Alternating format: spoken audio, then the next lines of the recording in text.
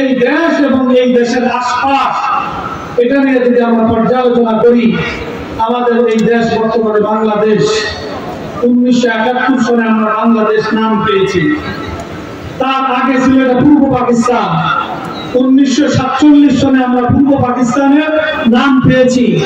তার আগে ছিল এটা ভারত উপমহাদেশ।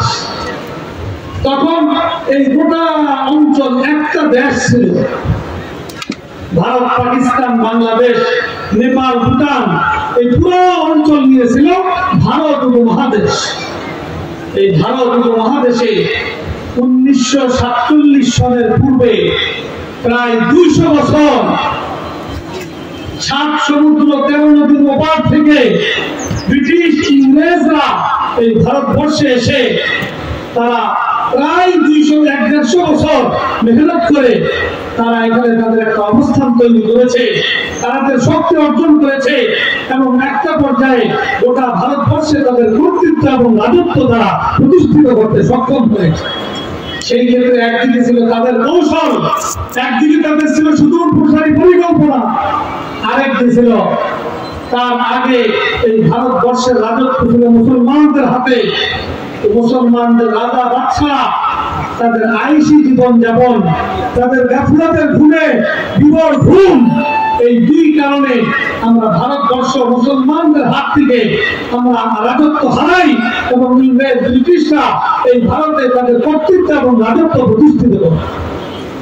ইংরেজরা যখন এই ভারতে তাদের রাজত্ব এবং কর্তৃত্ব প্রতিষ্ঠিত করে, তখন তারা গোটা ভারতবর্ষকে মুসলমান এবং ইসলাম শূন্য করা ষড়যন্ত্র এবং পরিকল্পনা নিয়ে আগানোর পরিকল্পনা তারা গ্রহণ করে। এই পরিকল্পনা বাস্তবায়নে তারা প্রথম টার্গেট করে এই ভারতবর্ষের তৎকালীন যে শিক্ষা ব্যবস্থা ছিল, এই শিক্ষা ব্যবস্থাটাকেই তারা প্রধান টার্গেটে পরিণত করে।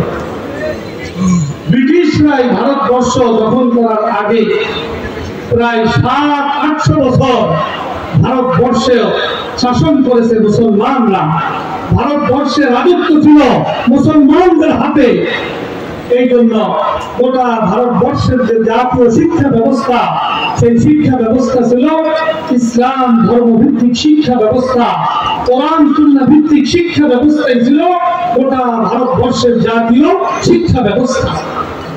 এইখানে এই শিক্ষা প্রতিষ্ঠান, এই জাতীয় শিক্ষা প্রতিষ্ঠান ভারতবর্ষে এত ব্যাপকতা লাভ করেছিল, এক বাংলা অঞ্চলে ব্রিটিশরা যখন ভারতবর্ষ দখল করে তার প্রাককালে, তার পূর্ব মুহূর্তে এক বাংলা অঞ্চল বলা হয় ওই অঞ্চলকে, যেই অঞ্চলের মানুষের মাতৃভাষা হলো বাংলা ছিল। এটার মধ্যে 1 নম্বর হলো বাংলাদেশ। গোটা বাংলাদেশের মানুষের মাতৃভাষা হলো বাংলা। এর সাথে পশ্চিমবঙ্গ ভারতের, ওইখানেরও মানুষের মাতৃভাষা হলো বাংলা। এইদিকে আমাদের সিলেটের ওপারে আসাম এবং আরো কিছু এলাকা, ওইখানেরও মানুষের মাতৃভাষা হলো বাংলা। এই গোটা অঞ্চল হলো বাংলা অঞ্চল। এই গোটা অঞ্চলের মানুষের মাতৃভাষা হলো বাংলা ভাষা।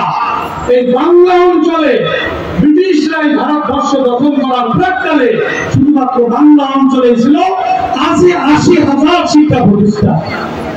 এইরকম এক ব্যাপক শিক্ষা ব্যবস্থা গোটা ভারতবর্ষে চলমান ছিল।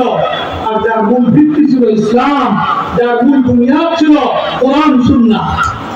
ব্রিটিশরা তারা ভারতবর্ষকে দখল করার পরে তারা তাদের মূল পরিকল্পনা আঁটলো, তারা ষড়যন্ত্র করলো গোটা ভারতবর্ষকে ইসলাম শূন্য করার জন্য। ইসলাম শূন্য করতে হলে তারা 1 নম্বর টার্গেট করলো শিক্ষা ব্যবস্থাকে। কোরআন সুন্নাহ ভিত্তিক, ইসলাম ধর্ম ভিত্তিক যে শিক্ষা ব্যবস্থা চলমান ছিল, এই শিক্ষা ব্যবস্থাকে সমূলে ধ্বংস করা।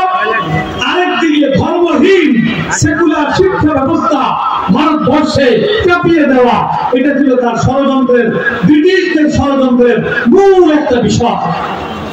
তো তারা এই বিষয়ে অনেকটা সফলতা অর্জন করলো। একদিকে তৎকালীন সময়ে পরিচালিত কোরআন সুন্নাহ ভিত্তিক, ইসলাম ভিত্তিক যে শিক্ষা ব্যবস্থা, হাজার হাজার গোটা ভারতবর্ষে লাখ লাখ শিক্ষা প্রতিষ্ঠান ছিল। সেই সকল শিক্ষা প্রতিষ্ঠান তারা মুহূর্ত করে তারা সব বন্ধ করে দিল, ধ্বংস করে দিল।